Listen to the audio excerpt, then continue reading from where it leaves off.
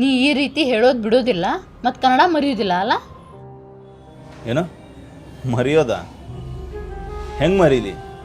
ಹಲಗಲಿ ಬೇಡರ ಮೇಲೆ ನಡೆದಂಥ ಗುಂಡಿನ ದಾಳಿಯನ್ನು, ಗೋಟಾದ ಜನರನ್ನ ಜೀವಂತವಾಗಿ ಸುಟ್ಟಿದ್ದನ್ನು ಹೆಂಗೆ ಮರೀಲಿ? ರಾಯಣ್ಣ, ಚೆನ್ನಮ್ಮ, ಹಬ್ಬಕ್ಕ, ಬೆಳವಡಿ ಮಲ್ಲಮ್ಮರ ಬಲಿದಾನವನ್ನು ಹೆಂಗೆ ಮರೀಲಿ?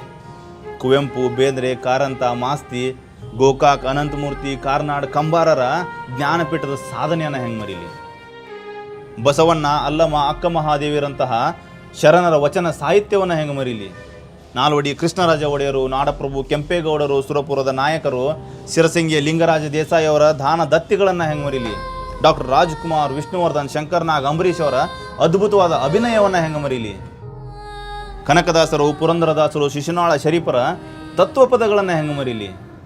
ಸಿದ್ಧಾರೂಢರು, ಕುಮಾರೇಶ್ವರರು, ಗದುಗಿನ ಗವಾಯಿಗಳು, ಸಿದ್ಧಗಂಗೆಯ ಶ್ರೀಗಳನ್ನು ಹೆಂಗೆ ಮರೀಲಿ? ಫೀಲ್ಡ್ ಮಾರ್ಷಲ್ ಕಾರ್ಯಪ್ಪ, ವಿಶ್ವೇಶ್ವರಯ್ಯ, ದ್ರಾವಿಡ್ ಕುಂಬಳೆ ಅವರಂತಹ ಅದ್ಭುತವಾದ ಸಾಧನೆಯನ್ನು ಹೆಂಗೆ ಮರೀಲಿ?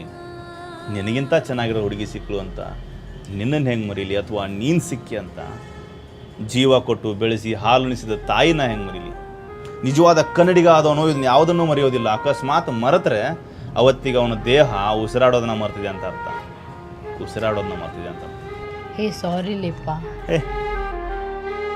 ಕಡಿಗೂ ನಾನು ನಿನ್ಗತ್ಲೆ ಕನ್ನಡದ ಮಗಳು ಆಗಲೇ ಇಲ್ಲ. ಆದ್ರೇನಂತೆ, ಕನ್ನಡ ಮನೆತನದ ಸೊಸೆ ಆಗ್ತೀಯಲ್ಲ.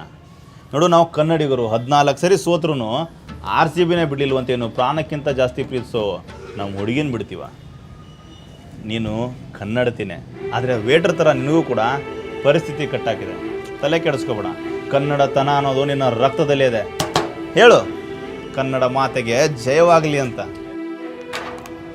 ಯಾರೇ ಬರಲಿ ಯಾರೇ ಹೋಗಲಿ, ಕರ್ನಾಟಕದ ಮಣ್ಣು ಕೊಡಂಗಿಲ್ಲ, ಕರ್ನಾಟಕದ ನೀರು ಕೊಡಂಗಿಲ್ಲ. ಹಂಗೆ ಬೆಳಗಾವಿ ಒಳಗೆ DJ ಹಚ್ಚೋದು ಬಿಡಂಗಿಲ್ಲ.